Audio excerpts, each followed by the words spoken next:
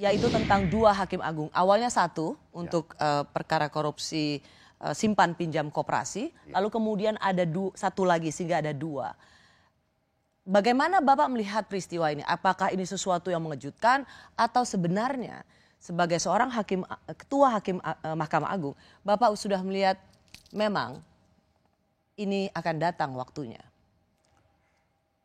Yang pertama, tentu ini mengejutkan saya karena saya tidak menduga ini akan terjadi.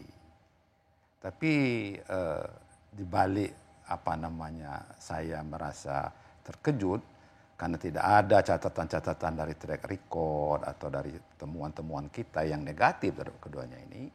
Namun di sisi lain, saya merasa bersedih, Mbak Rosi. Kenapa saya merasa bersedih?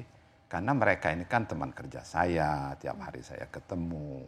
Dan anggota di bawah itu kan, staf-staf itu juga anak-anak saya. Nah sekarang mereka kan sudah ditetapkan sebagai tersangka dan bahkan ada yang sudah ditahan kan. Yeah. Nah tentu persoalan hukumnya kita akan serahkan sepenuhnya kepada KPK untuk menindaklanjuti dan kita mendukung sepenuhnya.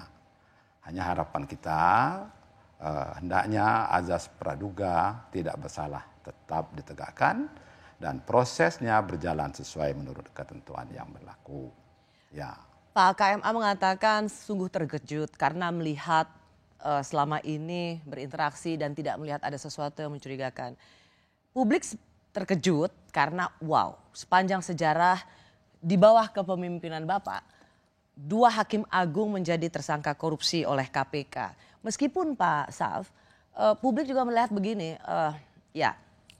memang sudah menjadi rahasia umum di Mahkamah Agung itu, jual beli perkara bukanlah sesuatu yang tersembunyi. Itu menjadi rahasia umum Pak Saf. Jadi yang ingin saya katakan, ada 2 hakim agung tersangka ini terkejut, tapi buat publik ya memang sudah layak dan semestinya.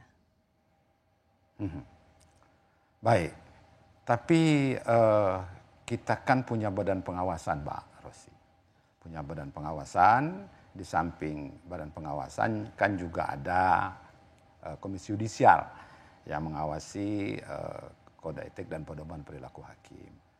Baik dari catatan badan pengawasan maupun dari catatan komisi yudisial yang disampaikan kepada kita, tidak ada catatan yang masuk ke kita bahwa kedua orang ini melakukan pelanggaran kode etik. Itu yang saya maksud. Kalau saya balik pertanyaannya Pak, ketika ada dewan pengawasan, ada komisi yudisial tidak menerima catatan ini, bukan berarti mereka telah atau tidak pernah melakukan upaya pemerasan jual beli perkara. Bisa saja ada masukan, tetapi tidak didengar oleh KY maupun Dewan Pengawas, sebutannya Badan Pengawas. Badan Pengawas. Ya. Jadi memang ada pembiaran oleh Badan Pengawas terhadap track record 2 hakim ini. Saya rasa tidak ya Pak. Jadi kita di Badan Pengawasan itu, saya pernah menjadi kepala Badan Pengawasan ini.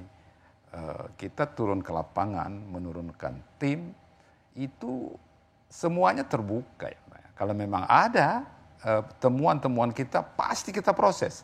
Karena memang itu sudah tugas dari Badan Pengawasan itu.